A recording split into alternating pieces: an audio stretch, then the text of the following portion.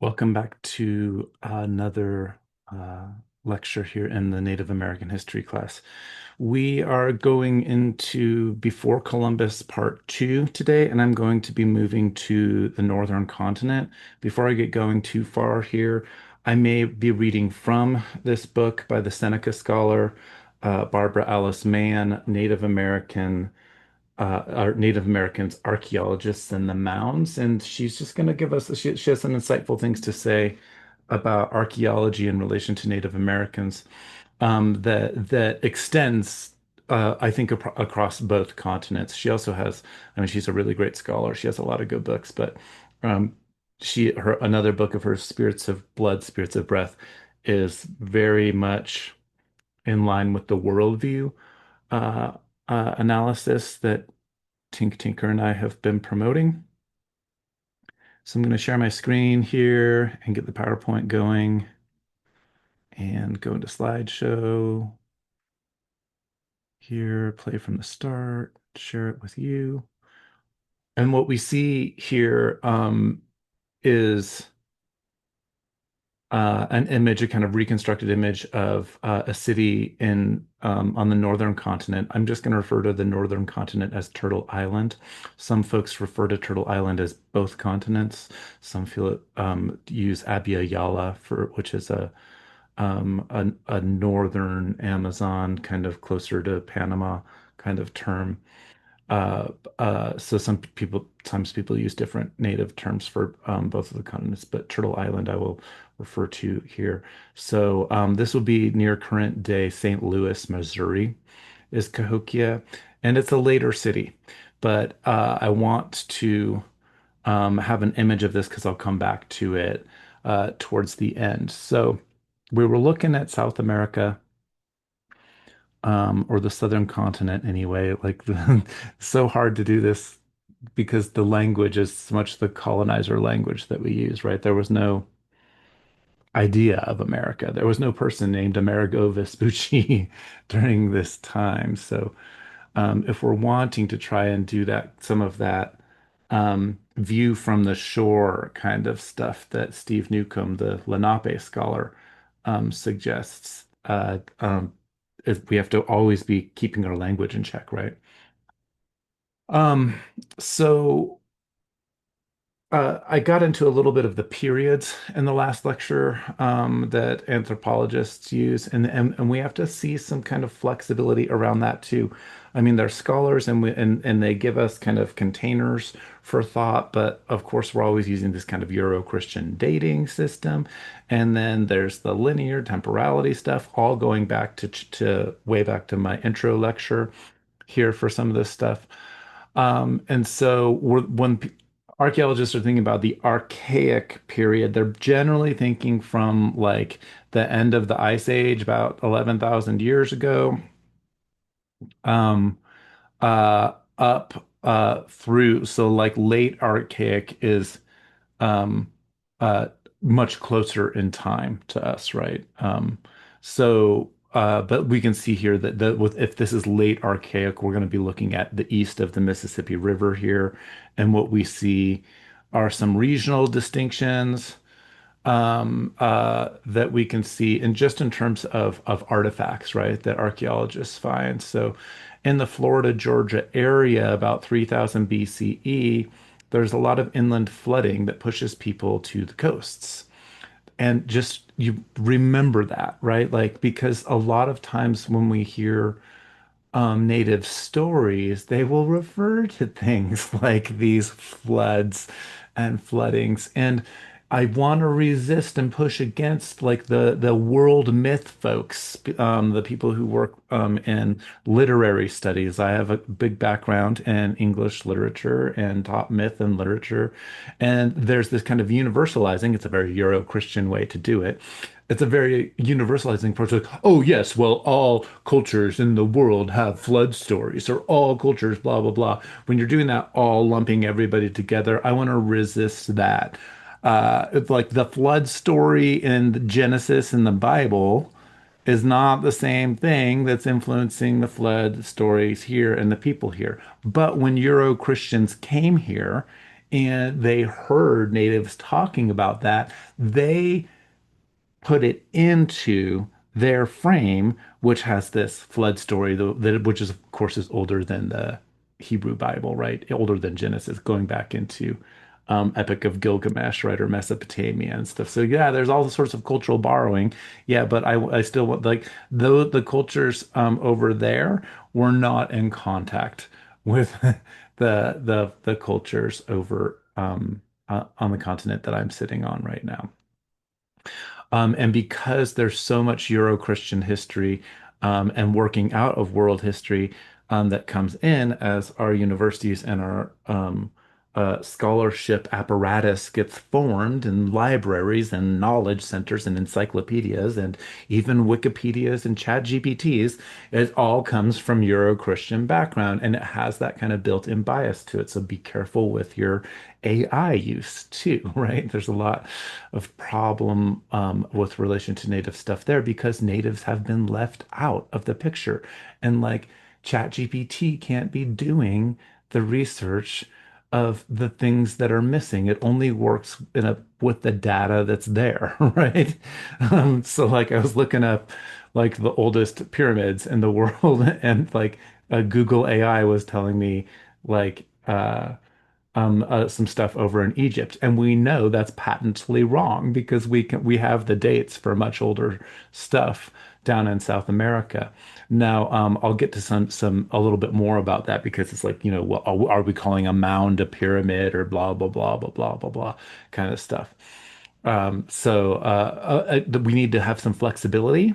Don't believe everything you read, write, or hear, or ask ChatGPT from for anyone. What we're looking at and what we're seeing, and why Barbara Ellis Mann is such a good scholar, is because she has traced just the massive errors and this bad thinking that has gone into the ways that largely Euro-Christian or AKA white anthropologists brought their own bias, how they brought their own biases to the emerging field of archaeology and anthropology. So we do see that there is flooding. There's inland flooding. It seems to push people to the coasts because we see massive shell mounds and there's an abundance of shellfish year round for people of this area. And so in that area, we see the first North American ceramic pottery around Georgia, or at least that's the oldest to date that's been found. Always remember that, right? It's showing up around 2800 BCE, so pretty close to 5,000 years ago. And then we already mentioned in the earlier lecture that Amazon poetry is over 6,000 BCE. And remember when Amazon pottery came in, cultures shifted around the Karl Supe cultures, right? People leave cities, like so. There's a really interesting uh, relationship to new technologies and the ways that people inhabit space. Um, some of these divisions that have been used historically, especially with Mississippi culture, are becoming less and less so. Like uh, archaeologists in the past wanted to be more regionally specific, but now we know that scholars will call like the Mississippian culture goes all the way up into Canada. But I've got to use some of the, or draw your attention to just some of um, the terminology that has been used in the past here. So, shield archaic was used up in Canada, lake forest archaic, mast forest, maritime or Maine and Nova Scotia or Greenland, central riverine. These are all different sorts of uh, pockets that where people have looked at cultures during this archaic period. All of these sites show an increase in cemeteries during the late Archaic period or ceremonial burials, and they're burying people of all ages and sexes. Now, there's a lot of ethics and a lot of bad ethics around the how we have come to know this stuff. Like, because the only way that we know about DNA and ages and sexes of bodies is because people have been digging them up and robbing the graves, right? And so right there, there's a controversy that's always going to be present with Native peoples, and it shows up in laws and the ways that sometimes scholars have tried to get around those laws and form ways that that Native people are still being exploited today. So I'm going to deliver the facts, but I just want it to be very clear at the beginning that the way that the facts have been found, and the way that that scholarly apparatus of knowledge that we learn in universities, the way that that has come to us has been through highly unethical means. Uh, there are copper artifacts found up and down the Mississippi. Most of the copper stuff and the mining stuff is coming up from what's now Wisconsin area, and it's being traded up into Canada, down all the way down the river. We see the first bow and arrow showing up in the northern continent anyway around 2500 BCE. Um, but bow and arrows have been around for a really long time. And it's just interesting to note that it shows up in 71,000 years ago in South Africa and Europe. It shows up 9,000 years ago, and in Siberia, 5,000 years ago. So is it transferring over? Is it a late, or is it one of those later stages of migration? Remember, we don't need to think of migration as one way coming across the Bering Strait or Beringia or through boats. There could be travel back and forth. But a lot of times the biased scholarship has seen this like old cultures only moving in one ways. But we know from the Clovis points and the Folsom points, but mostly Clovis, right from the last lecture, we know that it's like all the density. Clearly, the density of the Clovis points is coming from the the eastern side of the northern continent, but going down into Venezuela, but not so much in Venezuela, and not very much up in Alaska, right? So there seems to be, at the very least, patterns of migrations, and then there's periods of not because the reason, if we go back to those DNA analyses, the haplogroups that show up as distinct to the northern continent mean that people were living here a long time ago, for a long time, a long period of time, enough to develop distinct haplogroups, right? That aren't shared with the Asian continent or Eurasian continent. So, gonna keep going here. Um, And I want to look at and emphasize this phenomenon of medicine wheels, as we call them. We see them all over, and this is going to point to another one of those suggestions of worldview. Remember, my worldview analysis is not about ideology or what people believe in, like religion. It's not politics. It's not something that you shift. Yes, I'm a quote white male person. I'm a Euro-Christian. It has nothing to do with what I believe in terms of religion.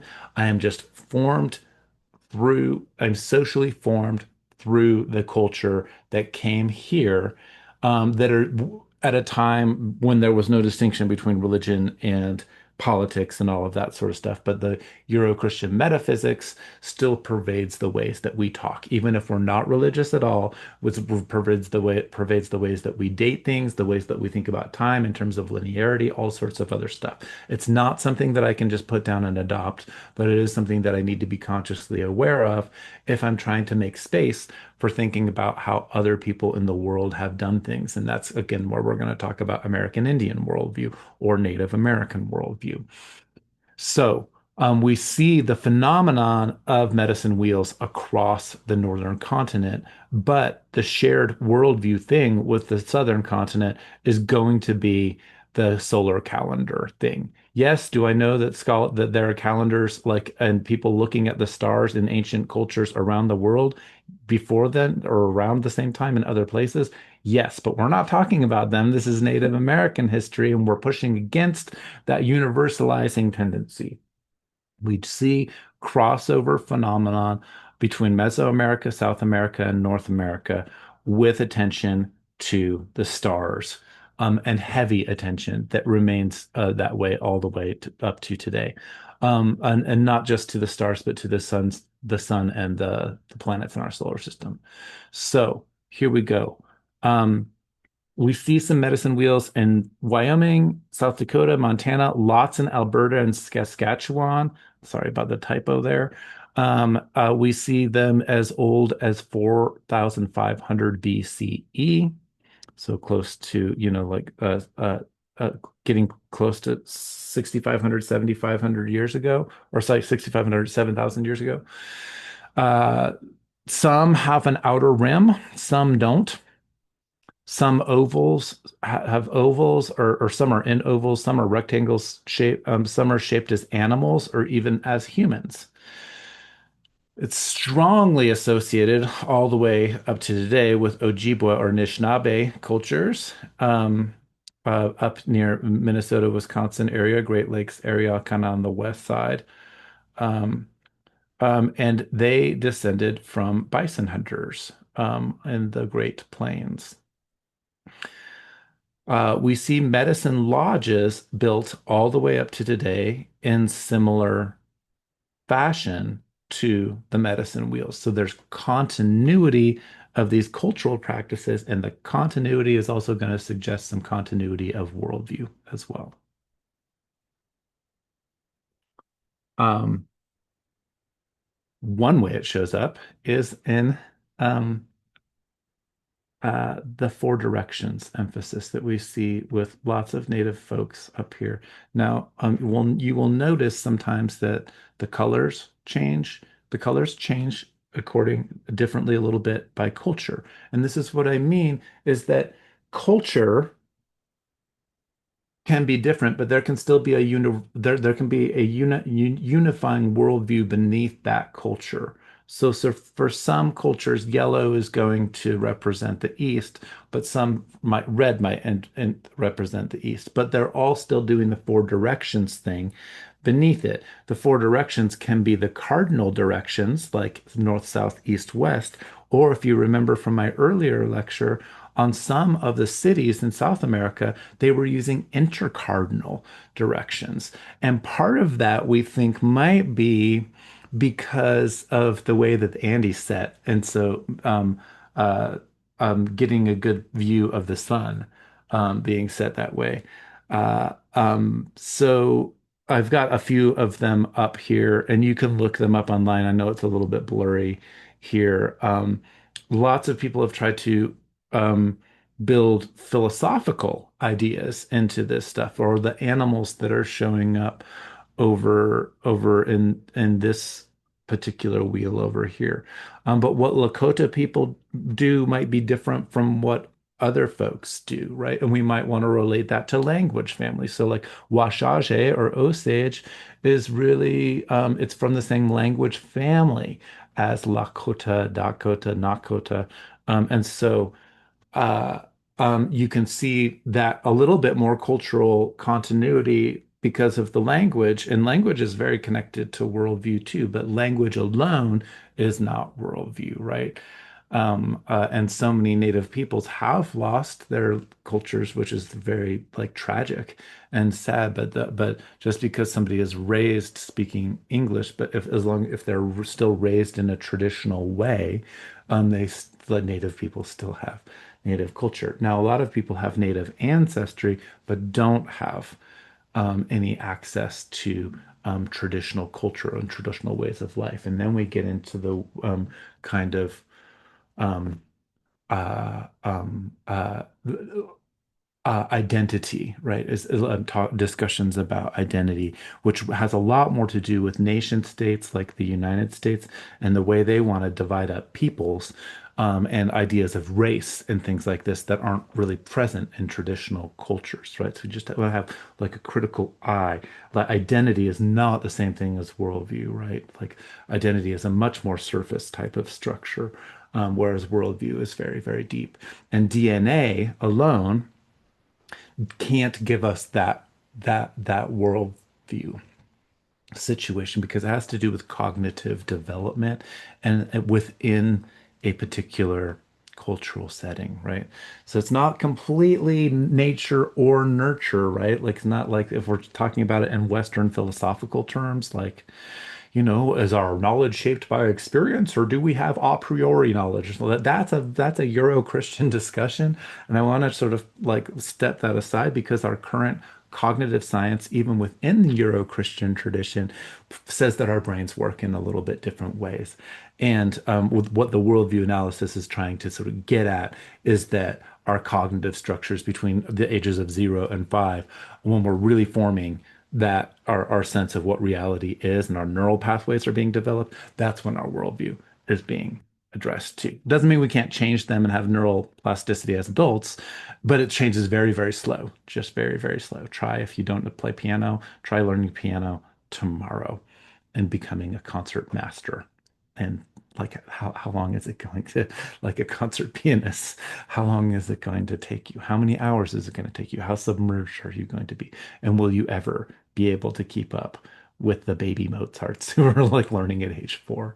Um, that that stuff to think about with worldview, continuity, cultural knowledge, that kind of stuff. Okay, looking more at the medicine wheels here. Crow and Arapaho people up in uh, the Northern Plains here. I'm saying here because I live in Denver. They were using and still have used Bighorn, which is one of the medicine wheels, as a destination point for vision quests in modern times. Anthropologists are always arguing about what the medicine wheels are for, as if they couldn't be used for multiple things.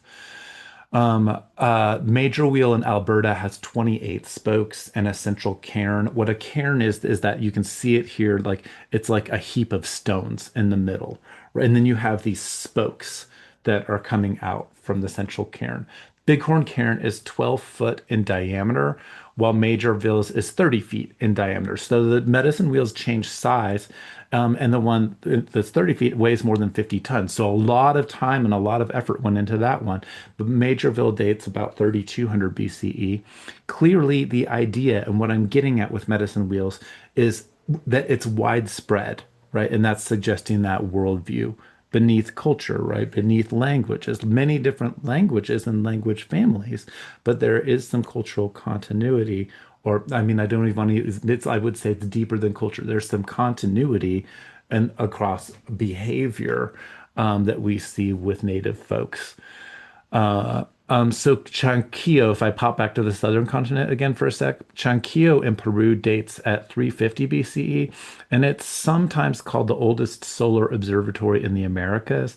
Remember, I had some stuff about that in my first lecture here as well. And remember, I'm pulling a lot of this ancient stuff from uh, Edwin Barnhart, who's at UT Austin, and he's part of the Mayan Exploration Center. And I will have more to say about Mayan people separately in Mesoamerica because there's just a lot to be said. But he has, if you're wanting more in-depth stuff, or you want to hear him talk about some of this stuff, I am blending it with native scholars like Barbara Mann. So my lectures are different, and the worldview thing is different too. But if you're wanting more on some of this ancient stuff from somebody who's an archaeologist, Edwin Barnhart, and on the Great Courses Plus, you can get it through like Amazon or like whatever your streaming channels are online. And he's got ones on South America, Mesoamerica, ancient North America as well. So, um, so yeah, there's solar observatories already going on in South America as well.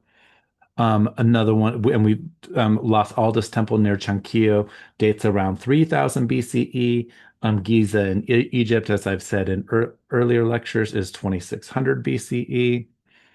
Carl Supe, which we talked about in the last language or the last lecture, and some of those dates from the last lecture are older for different things, so don't take the dates here as being final here for Carl Supe dating between 2000 and 3000 BCE. You may have heard of or have seen these Nazca lines that this is again on the southern continent that have only been recently found because since flight, since like airplanes and stuff, right? I've been able to see across the Peruvian deserts, which is kind of the coastal deserts, Nazca lines. And they are old, but they're not as old as some of the other cities. So they're somewhere between 500 BCE and 500 CE. That's again part of that late archaic period that we started with today.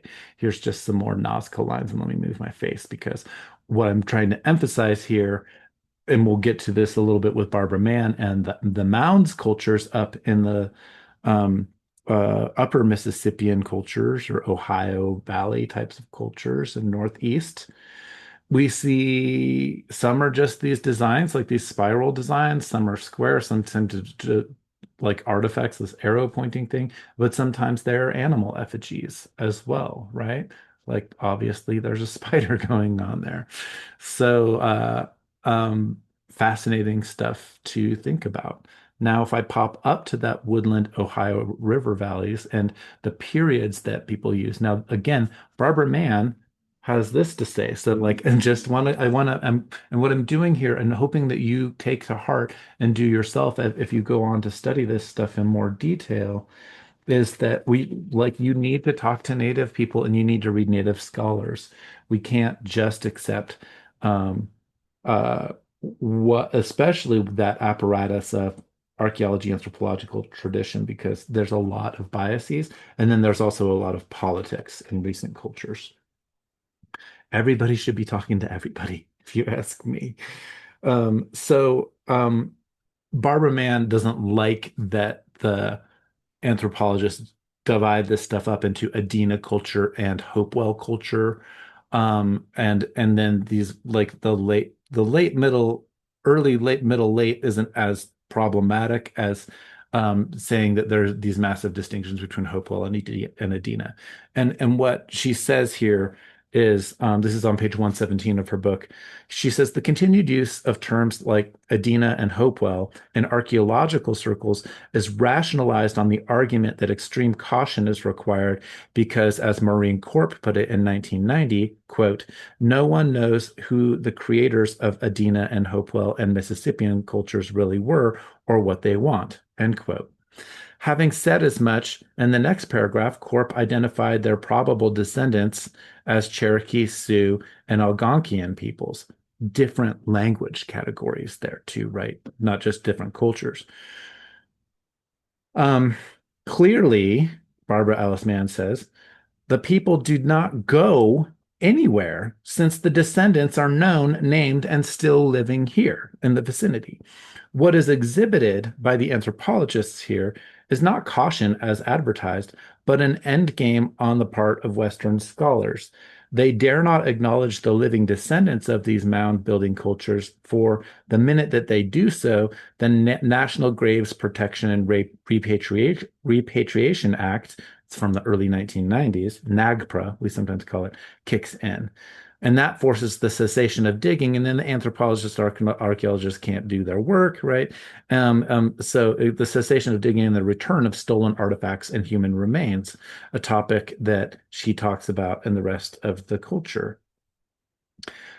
She says, in contrast, native tradition and oral culture has long acknowledged that there is continuity with older relatives who are buried in these mounds. She says tradition is very clear on who built the mounds. Whenever this fact is brought up, however, it's countered with archaeological excuse that the mound builder traditions are too scattered and fragmentary to draw into a coherent narrative.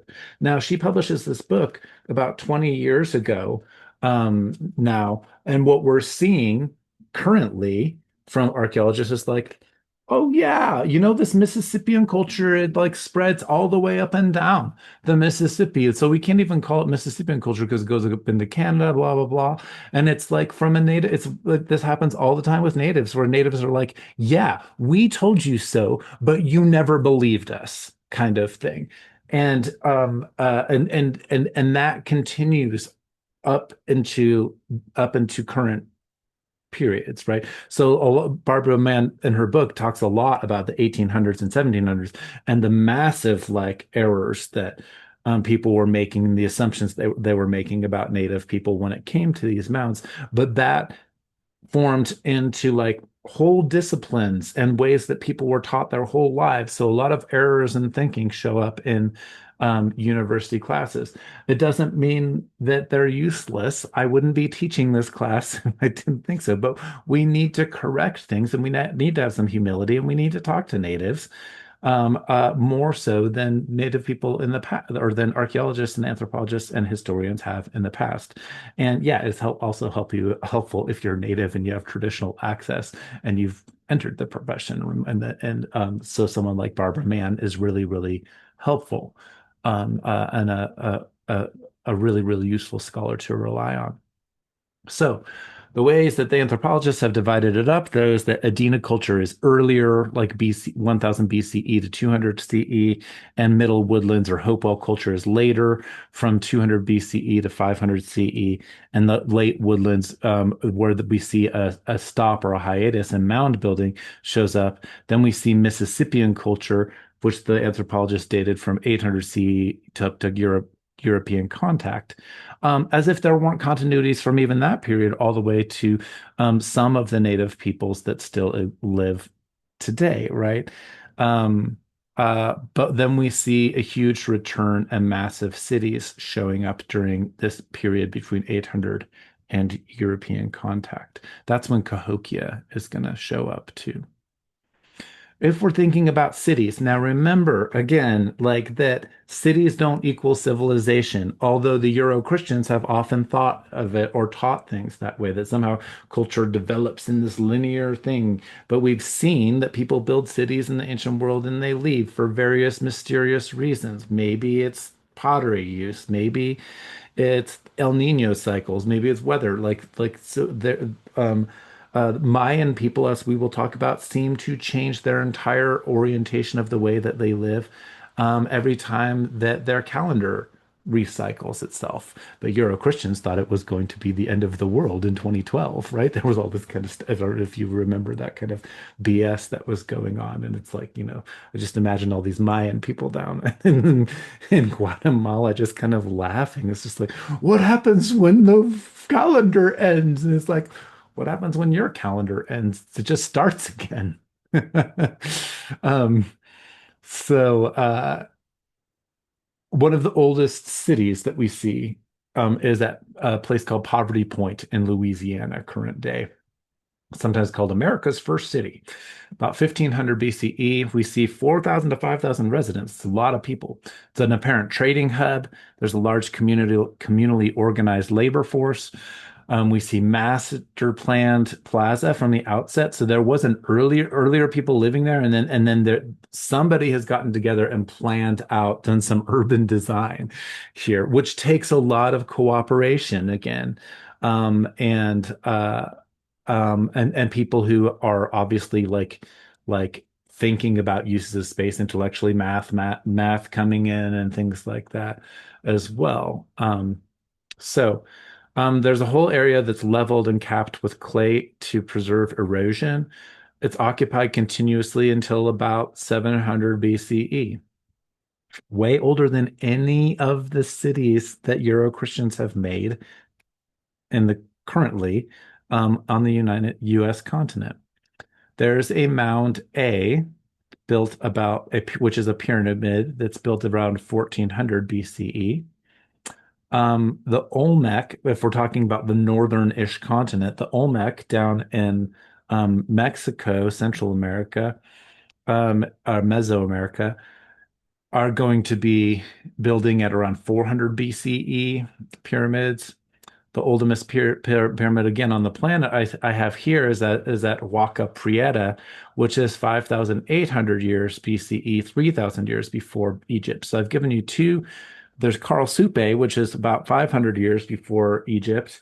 And that's definitely a pyramid. But here I'm saying oldest pyramid on the planet appears to be 5,800 BCE. Yes, there have been some scarce, I don't know. There have been controversies around a supposed pyramid over in Malaysia. Again, that's not part of our course, but generally, archaeologists, anthropologists have debunked that as being made by people, and but people were trying to date it at 25,000 years ago.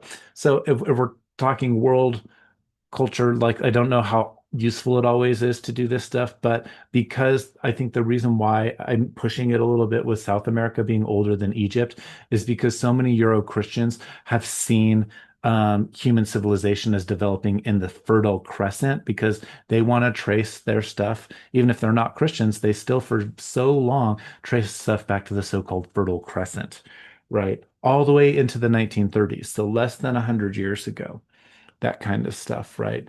And then the fascinations that popular culture has with ancient Egypt, and then, but it's weird because in philosophy classes, I teach intro to philosophy, and like hardly anyone in the philosophy tradition is ever really looking deeply at like Egyptian Book of the Dead as a cultural foundation, even though we totally see, you can totally see that Isis becomes Demeter, right? Like the Isis goddess of Egypt becomes Demeter in Greek mythology. Like, and it's like, but people want to say, oh, well, no, there's something about the golden age of Greek culture, like it's where democracy is invented, all this sort of tracing back of the Euro-Christian tradition. Of course, that gets mixed with the Hebrew and then creates the Greek New Testament, right? Like, yeah, all that stuff is super interesting. Not so much for this class, but because the Euro-Christians have dominated the study of Native Americans and Native American history, I need to state this stuff about the oldest stuff, not to say like these people did it first, like the OG pyramid builders or something, but also to just like to push back on this like this narrative that has said for so long that Native peoples didn't have civilization, that made Native peoples here were somehow savage, and we'll get to savagism in a a little bit later on in the lecture here. So now let's look at the mound cultures uh, as well. So this is we see some mounds at Poverty Point. Mounds B and E are built on a perfect north-south axis with A being in between. So somebody has to do some master mathematicians kind of and an archeo like what the field now is called archaeoastronomy, like laying out archaeology in relationship to the stars. Clearly, there's planning and applied astronomy going on here. Mount A is 72 feet tall, which is bigger than six football and bigger than six football fields. It's built quickly, like in 90 days, with like 390,000 tons of dirt, 15.5 million pounds of dirt in 90 days equals thousands of people working and some sort of strong leadership. Doesn't have to, I push back against this like elite culture, but leadership. Yeah, but that somebody had to come up with the plan, and the plan had to be disseminated, and people had to agree to do it. Later, in there's a lower Jackson Mound, not later, is about 1,000 years older, and the same time as Giza in Egypt. An original survey point, it seems to have been for then the mounds B, A, and E. We also see wood henges showing up. We see no burials, though, which suggests that this culture was cremating its dead. And they don't seem to be agricultural, which is really interesting as well, because how do you, in a hunter-gatherer culture, be feeding those like, 4 to 5 thousand people who are living there? Maybe it's massive trade going on, something like that. Um, Popping back up into Canada or uh, and up on Turtle Island, we see Moose Mountain in Alberta. This is one of those medicine wheels, over 14 feet tall when Europeans first encountered, but looters messed these things up all the time. They destroyed many of the mounds as well. But we see clear astrological significance at this site. So if we just a little bit of stuff on archaeoastronomy, and if you want to dig in more, again, Edwin Barnhart, I would point you towards. But it's inspired, the field is inspired by Gerald Hawkins, who studied Stonehenge over in England. John Eddy, though, first is the first archaeologist to apply it to medicine wheels just in the 1970s. So that's pretty recent in terms of scholarship. I mean, it might seem like if you were born after the year 2000, might seem like a long time ago, but not that long ago in terms of scholarship. His solar alignments work, but his star alignments didn't because there was stellar drift. So like over thousands of years, like things don't necessarily line up. The stars don't line up exactly the same way. There's a precession of equinoxes that changes about 1 degree every 72 years. So that's how, if you wanted to trace the astronomical alignment back in time for some of this stuff, you have to account for that drift.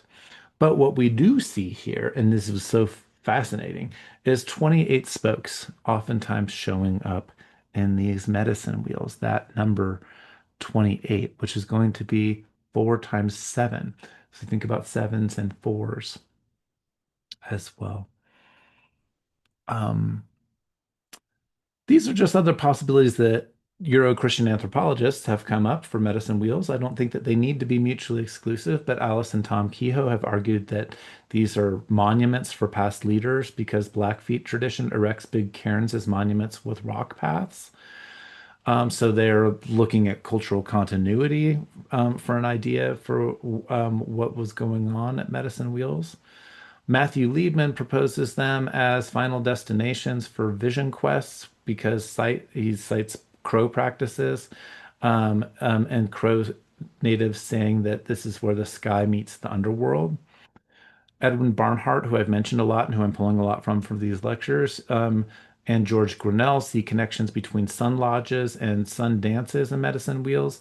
And my native friends, who are also scholars like Tink, um, uh, confirm that that's yeah that is so that's when we have that agreement with natives who are aware of traditional culture, um uh um and then the um anthropologist and archaeological tradition, when we see that alignment, that's helpful.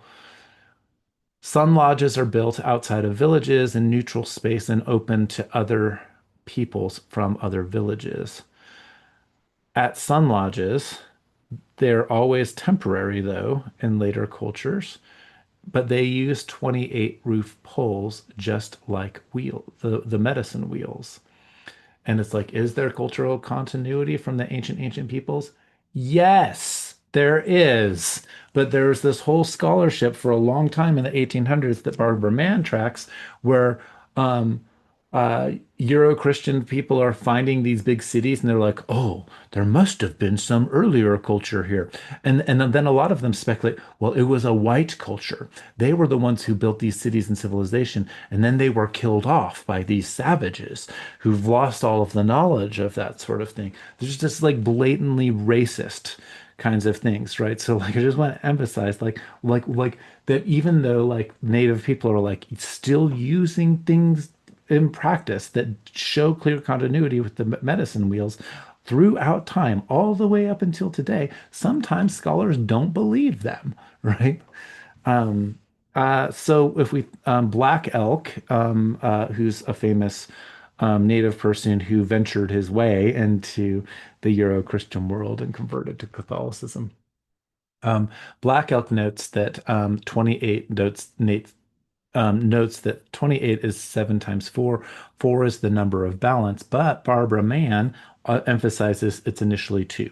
It's a twin ship model, even before it becomes 4. And Tink Tinker, uh, um, another native person, confirms that as well, right? So he says if we're talking about worldview, the twin ship thing is the base number pair is always going to be 2.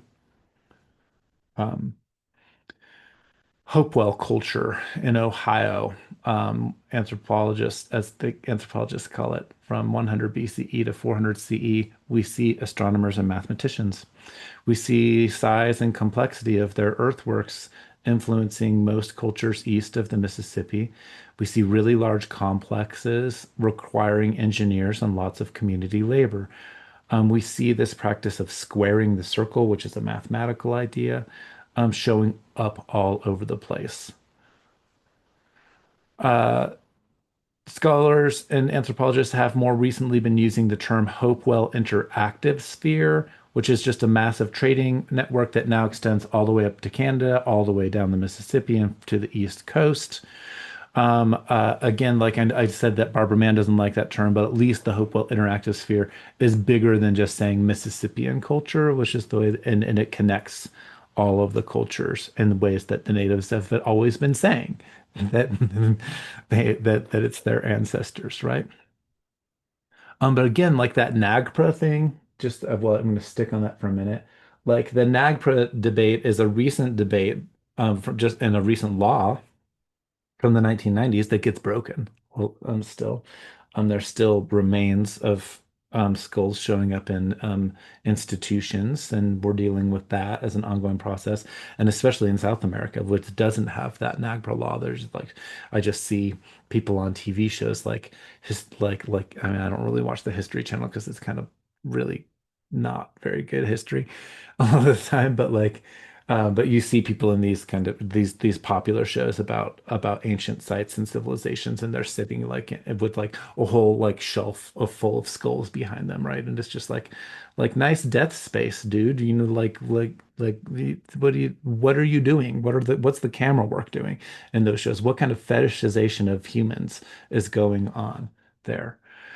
Uh, and people buy into it, like, like people buy, and that I want us to be thinking about the ways that especially non-native people can become so fascinated and so detached from uh, um,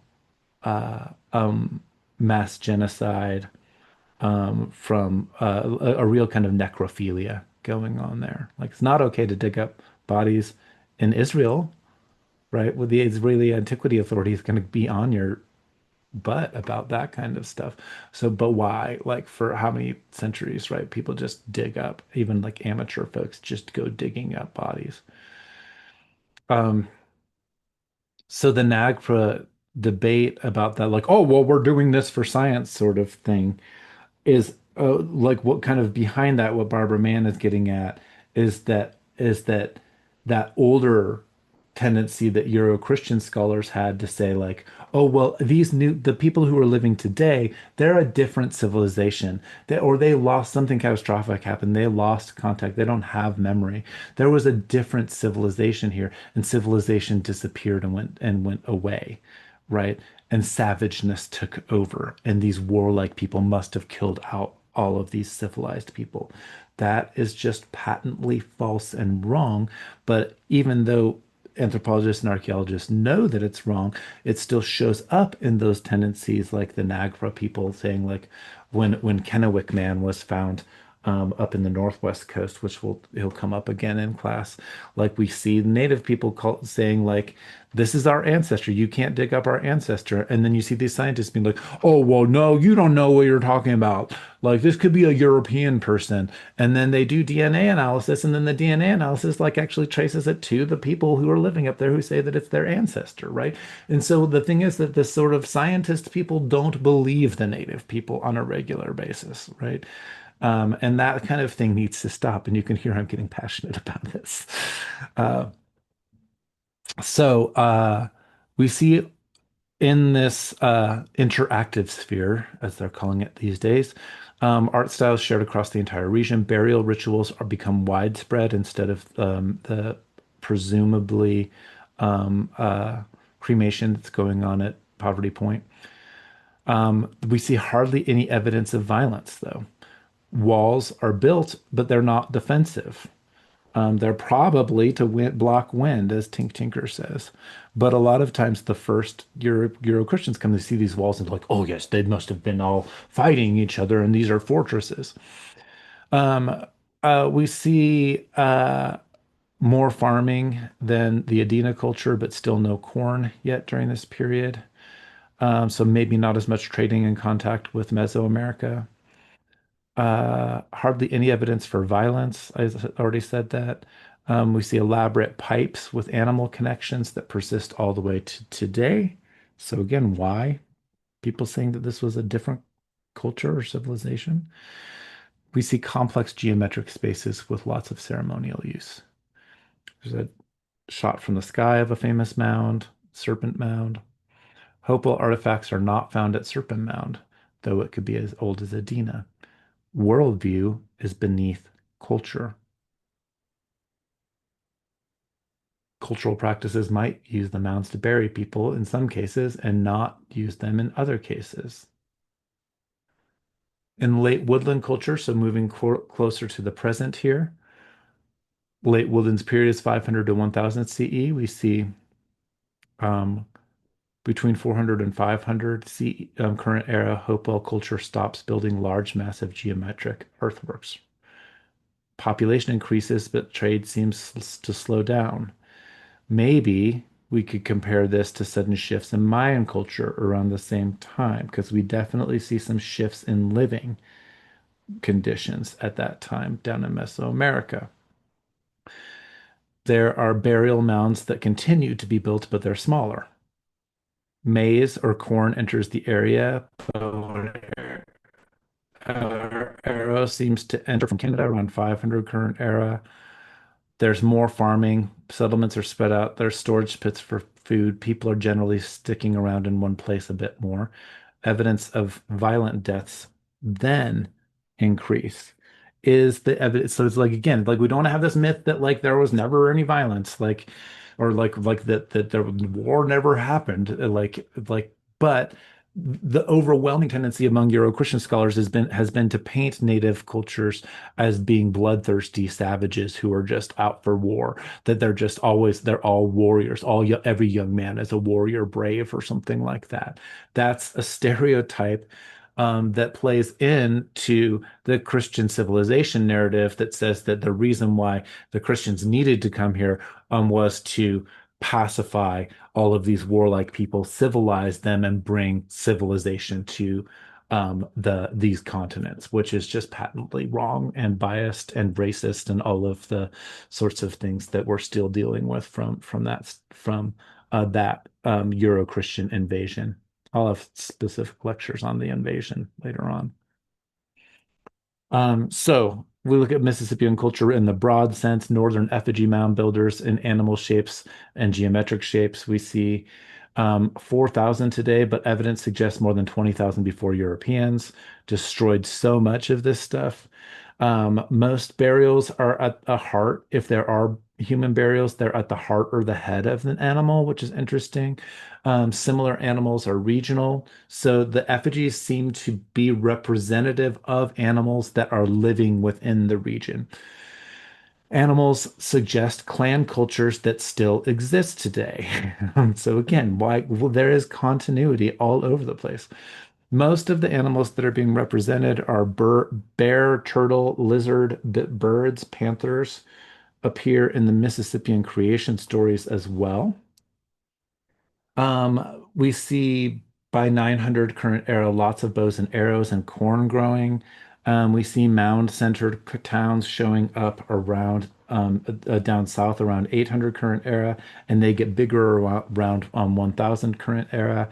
And then we see mounds used to be outside communities, but are now central. So it's interesting, like if like maybe mounds are buried or their cemetery practices outside, but now people are living more statically in these cities that are being built, and they're living among their relatives, which is like a little bit of a different sway than if we think about the Andean cultures in South America, where a lot of like ancestors are like being kept in the same spaces down there. The way that Mark Freeland puts this, he's Anishinaabe native scholar, and he has a great book on worldview called Ajhe Adizi.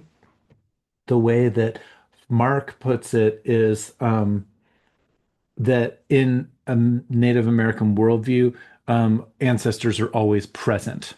They're here and they're available right now. Whereas generally speaking, in like Euro-Christian culture, ancestors go to heaven or they're in the ground until the second coming.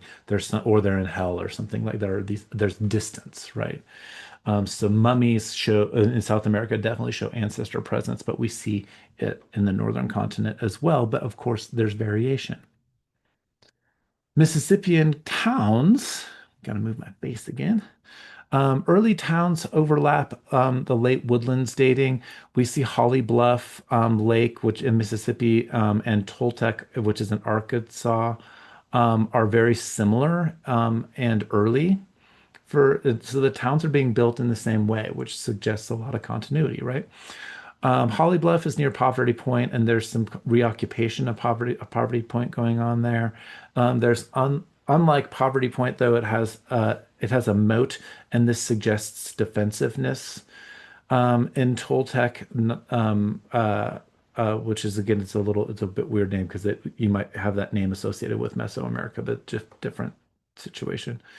Um, in Toltec, there are lots of white-tailed deer remains, suggesting ceremony and feasting with guests outside the city. Such events continued all the way into European contact. And again, you can't have only warlike cultures when you have these summer sun dances throughout the plains where everybody's invited, right? Yes, there might be conflicts between peoples. Humans sometimes are in conflict with each other. Um, Euro Christians were killing each other by like tens of millions at the point of contact that in their religious wars we'll talk about later on. But somehow they make the stereotype that natives were all fighting each other before they arrived. Um,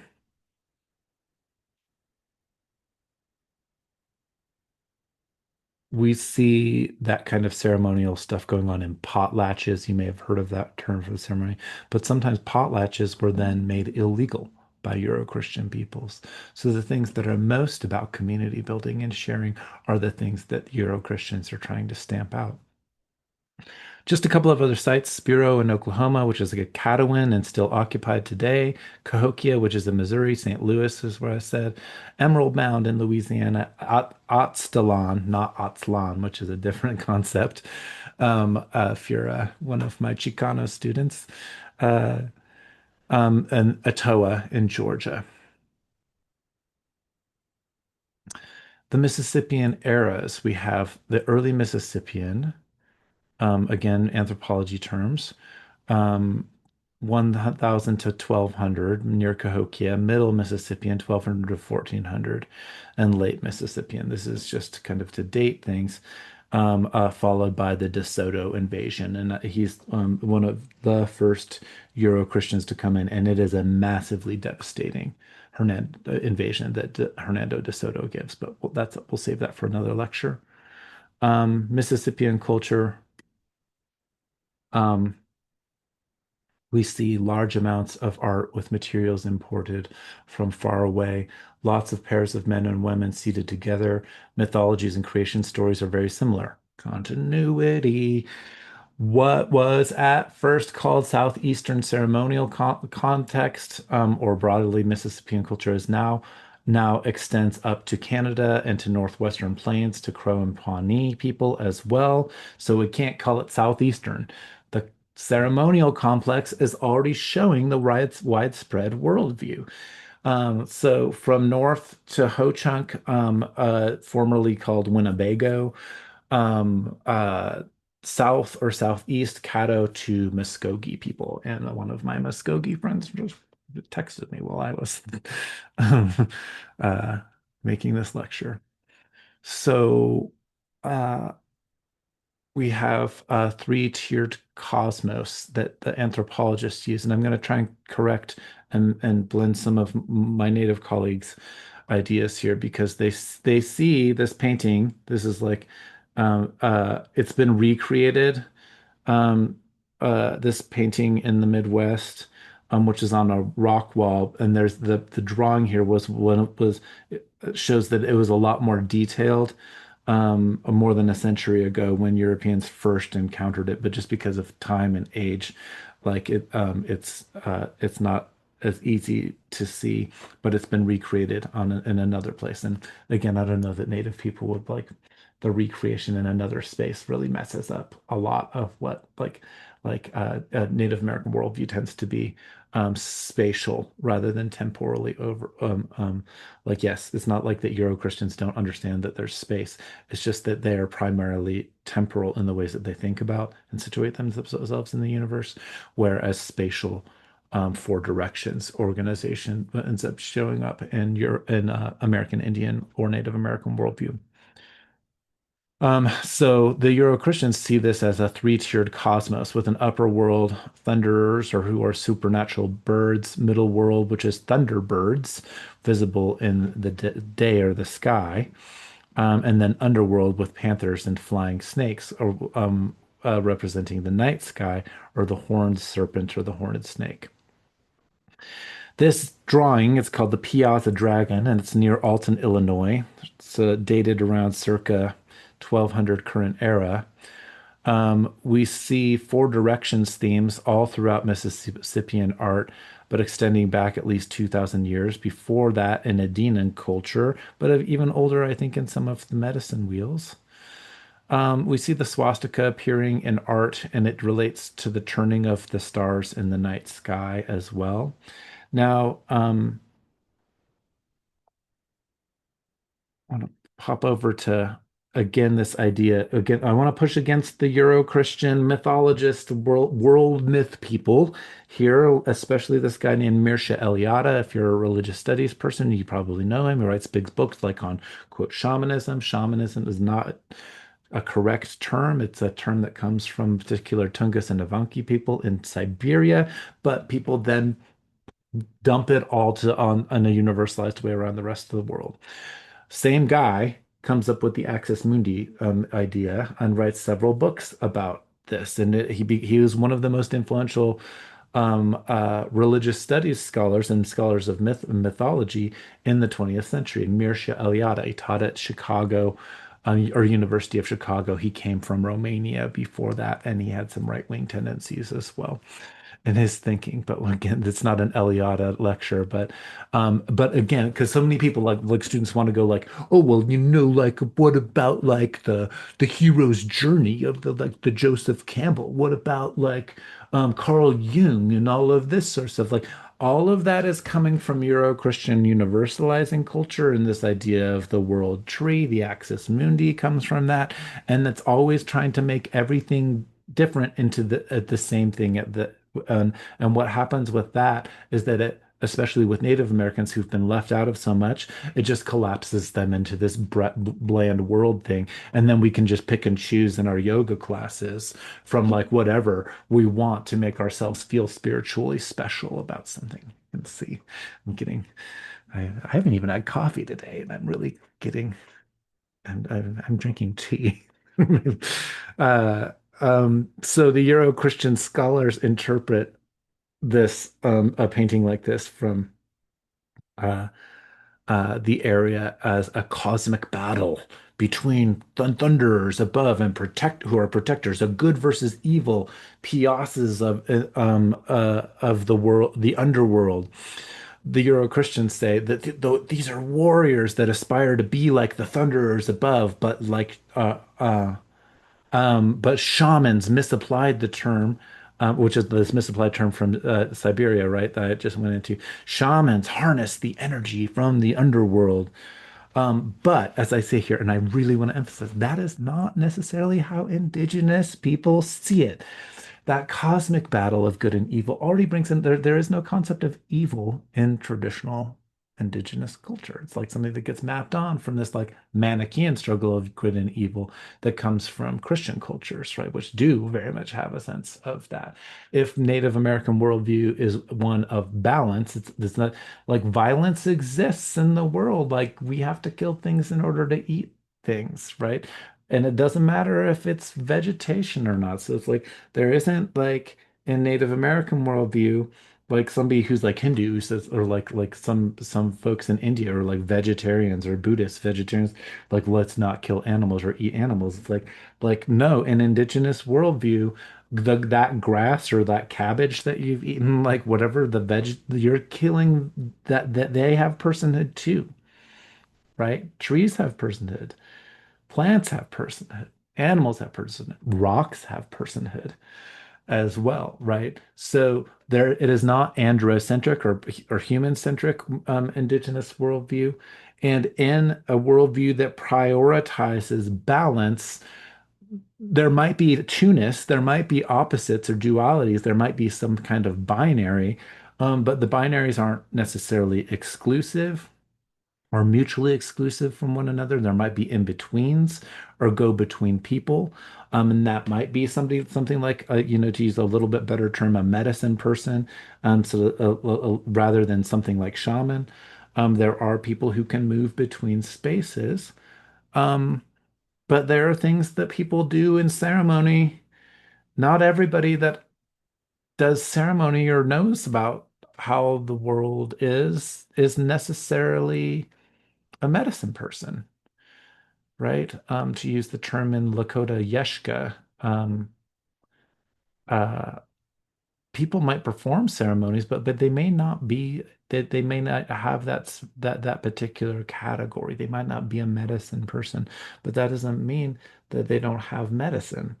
And that's another concept that is just like really, it doesn't translate well between native cultures and Euro-Christian culture or Euro-Christian cultures, plural, because of Euro-Christians always want to see it about healing in some sort of sense, but even healing and diagnosing and medical stuff, these are really, really concepts that don't translate well because of the world view difference, like let alone spirituality and God and religion and all that stuff too.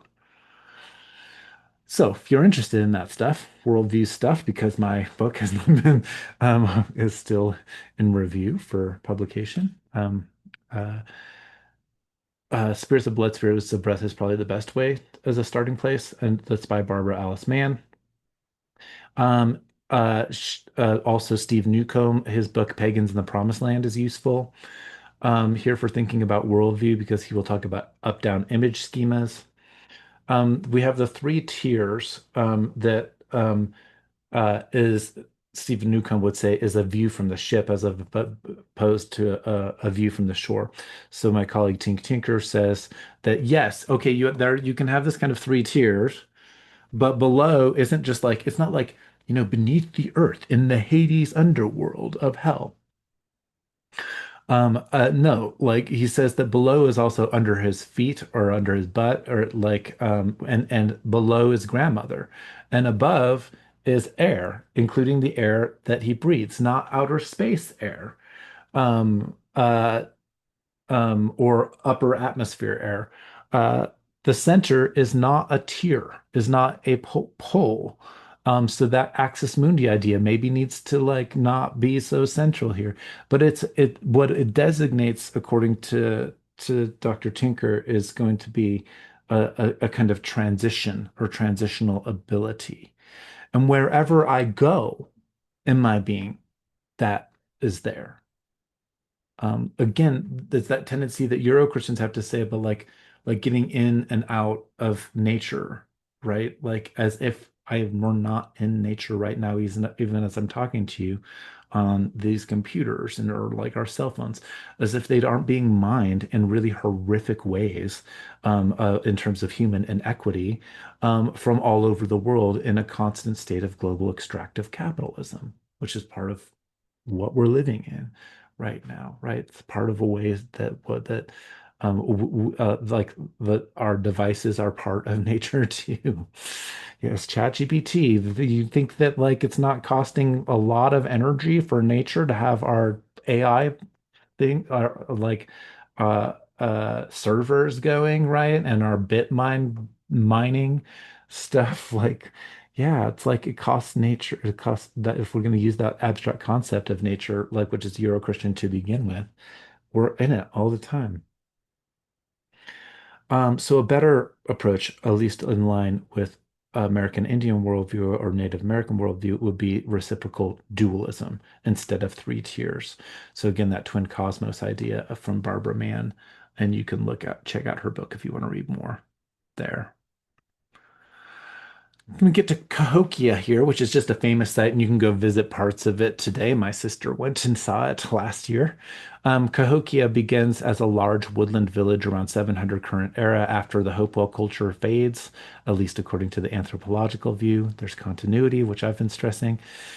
1050, it's razed, it's like destroyed and rebuilt according to a master plan city. So we see that kind of thing going on. That city thrives for 100 years, and then there's a decline in population between 1150 and 1200. It covered over 3,000 acres. The famous mound is called Monk's Mound because Euro-Christian monks started living there, and then later Euro-Christians came in, and so the monks were already living in the old mounds that so that's where that term comes from. It's the third largest structure on the continent at the time. The Sun Pyramid at Teotihuacan outside of Mexico City, and Cholula's Pyramid in central Mexico are about as big. So this is huge, right? Constantly under construction and expansion during the time that people are living there. Population of about 10 to 15,000 people, around 1,100 with another 20 to 30,000 in satellite communities. So it's a big place. And it's there's no larger city on the continent until New York City in the 1750s gets a population that big. So way after European contact. I already did population there. Euro-Christian scholars guess that warfare or sudden rebellion might be at work, but there seems to be a repeated building of palisades, or because there seems to be a repeated building of palisades in the last 50 years, but nobody knows for sure. Could be economic, it could be climactic, which is like where my heart leans because of some other stuff going on about that same time that we'll see over with Chaco Canyon. Hugh Henry Brackenridge, who's like a not a savory character as we'll see in American history, but he does some nefarious publishing. He's a newspaper publisher. He back east in Virginia, and he said that this says some nasty things. But he visited in what like the site that becomes St. Louis, right? In 1813, it's St. Louis because it's named after the French King Louis, right? And so the Americans acquire it after the Louisiana Purchase. Well, that's why it's called Louisiana, right? In 1803, and so you're seeing these Anglo-Euro Christians. I mean, the French are still Euro Christians too, but the Anglo-Euro Christians coming over, and he writes Thomas Jefferson about it in 1813. He's astonished how big this building is, and he notes that French Trappist monks were living in the ruins. Getting towards the end here, and what we see at Cahokia are these wood henges. Now, we've seen them as far back as Poverty Point, and what I'm going to emphasize as we end all the way back to the beginning of the lectures for today is that the wood hinges show clear resemblance and sort of continuity, if you ask me, with the medicine wheels because they tend to be, especially the oldest ones, seem to be sundials. They seem to be tracking the movement of the sun. Though, so there are multiple wood hinges at Cahokia, and they get bigger as the city gets bigger. But the oldest wood hinge has 28 poles. 28 poles, just like sun lodges that are set up seasonally in the plains cultures. 28 poles that we see at some of the medicine wheels going on. What does it all suggest? It suggests that there is worldview and continuity um, going on. Although, what we will see as we continue on is that Euro-Christian scholars have tended to, first of all, they said Native people weren't never lived here more than 5,000 years, which is patently true. That's not true. Then they said things like, oh, there must have been white civilizations that built all of these things, and then they were killed by these savage Indians. So I want to come back. I said I would do this, and I'll end the lecture here with Barbara Ellis Mann calls this savages, and I'm going to read from her book. This is on page 115. Um, She says, in a sort of allergic reaction to blatant savagism of their predecessors who used the traditions of high casualty warfare to vilify and dispossess Native America, modern scholars now distressingly pretend that pre-contact it was always a beautiful day in the neighborhood. Updated savagism here prefers ancients who spent their time sighing wistfully over little birds, uttering deep thoughts about ecology, and devoting all of their spare time to handicrafts. She says resisting racism is a good thing unless the tactic chosen leads scholars into exactly the same error committed by the old savagists. So, which is denying tradition when it does not say what is politically correct at the moment. The cure for nasty savagism, which says that all natives were brutes, savages, killing each other, warlike before Euro Christians came.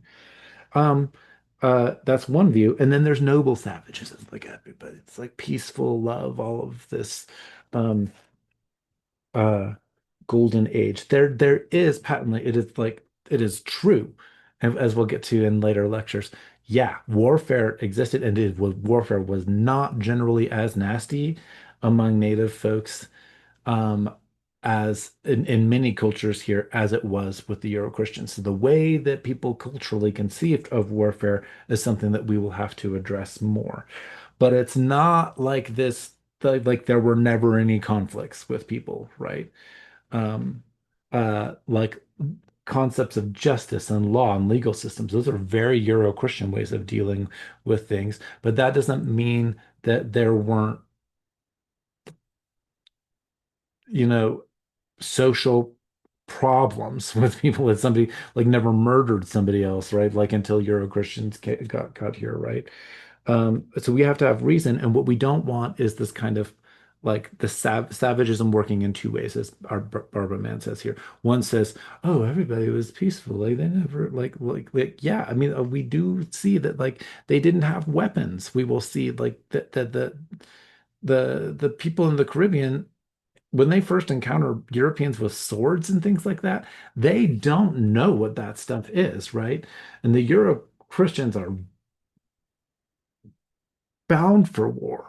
They're very, very violent people, right? So I want to stress that there is a lot to the fact that, like, yeah, there was less of war than has been depicted in the past. But that doesn't mean everything was perfect. And it also doesn't mean that there was just like, because there was war, or we do see violent evidence of violence between cultures, that somehow now we need to like give up the idea that like these people didn't know what the heck Christopher Columbus had when he came into contact, right? We have to have some like just like be critical and like take a step back here, what she's saying. So she says the cure for nasty savagism is not noble savagism. The cure is to junk savagism altogether. It is savagism, purely and simply, that refuses to allow Native Americans the status so freely granted to every other population in the world of full, if sometimes conflicted, adulthood. There's something cloying, patronizing, and infuriatingly infantilizing about the au courant refusal to recognize that the mound builders engaged in warfare just like everyone else in the world. Willful blindness on this score does not atone for nasty savagism of the past, but simply perpetuates a new smiley-faced savagism. I understand the kind-hearted urges that motivates noble savagism, for example, heading racists off at the pass, but neutering tradition lest it inadvertently give quarter to racists is less effective and less ethical than simply ending the power of racism over Western thought. So, in this instance, it's important to recognize that Ohio Valley traditions all speak of ravaging warfare in mound builder times. The war for the Ohio River Valley is uniformly presented as earth scorching. And we have to acknowledge that there was that warfare because we wouldn't have what we will see from the Haudenosaunee people, for example, the formation of the great laws of peace, right? Um, from Denagawida and Hiawatha, which the Americans think call Hiawatha, right? Um, so yeah, violence sometimes exists, people fight, but more it's not more brutal necessarily than what's going on in Europe. Arguably speaking, that's much more brutal what's going on in Europe. If we take a look at the religious wars there from especially from 1517 on between after the Protestant Reformation, that next 150 years is ooh, it's like really brutal. There's more people killed in the 30 Years' War in the 1600s than there is in World War One, kind of going on. And that's just Christians fighting Christians mostly, right? Right. We need to take a step back, and we really, really, really always need to keep emphasizing. I will repeat over and over again, because we need to burn it into our brains that like so that we can get rid of the ways that the racism has been burnt into our categories, the ways that people have been taught, the ways that TV shows and every night, like these shows like the Kevin Costner shows, right? Like are always like rehashing all sorts of versions of stereotypes for Native people, and along with that, the noble savage stereotype, which usually involves some sort of non-native person coming in and mastering the culture and like having a vision quest on a mountain, like one of the Yellowstone characters, right? That happens in that show, or the I call it the avatar thing. It's like, yeah, yeah, like this just like good-hearted person comes and it marries the princess of the whole other planet and saves their whole civilization because they have a good heart. Okay, different context. But yeah, the sci-fi world picks up on these images. Star Wars is a Western. Even the Boba Fett show, whatever it's called, I can't remember the name right now. Anyway, take care. We'll come back and talk to you more in another lecture. Hope you're getting stuff out of this. I'm having fun doing it. Have a good day.